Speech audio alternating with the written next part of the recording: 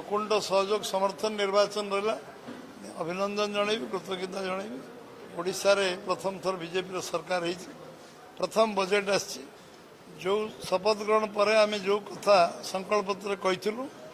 एवं से संकल्प पत्र आम प्रथम 4टी शपथ नबार घंटे भितर करचु एवं 6-8 घंटा भितर आम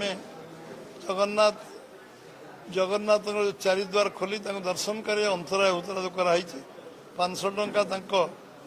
जो अभाव रही जगन्नाथ रीतिनीति 500 कोटी टंका आम देचु एवं 31 टा धान क्विंटाल करैबा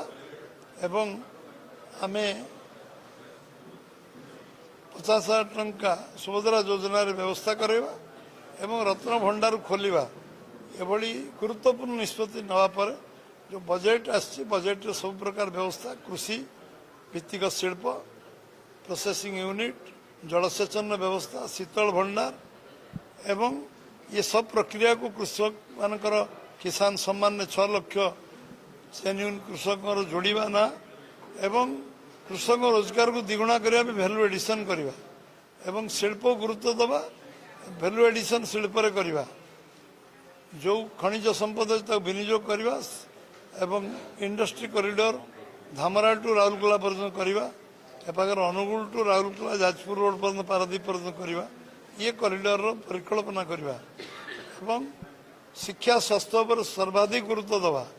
ये गोटे कम्प्रिहेन्सिव बजेट एवं सबु दिगरु ये पर्यटन शिल्प को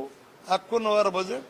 पर्यटन शिल्प सब एम्प्लॉयमेंट जनरेशन हो सरकार जिते पद पदवी खाली पूरा करा एभली एक बजेट जो बजेट रे आम 15% अभिवृद्धि बजेट रे करछु एवं निश्चित भाव में ओडिशार विकास रे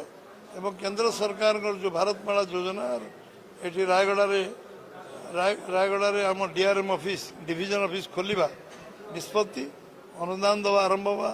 3 लाइन रेल लाइन करवा एवं एटी मालकानगिरी बरहमपुर रास्ता को चतुर्थ 4 थाकिया रास्ता करवा एवं ये अंचल विकास दिगरे सबु प्रकार पदक्षेप नवा ये पछुआ जिला को आगू को नवार व्यवस्था पे ये बजेट रे निश्चय प्रतिफलन नहीं। आज आम कार्यकर्ता बैठक जिला ऑफिसर बैठक समस्त फीडबैक नवा केमती कार्य को त्वरान्वित करा कार्यक्रम करा सरकार सहित समन्वय रहिबो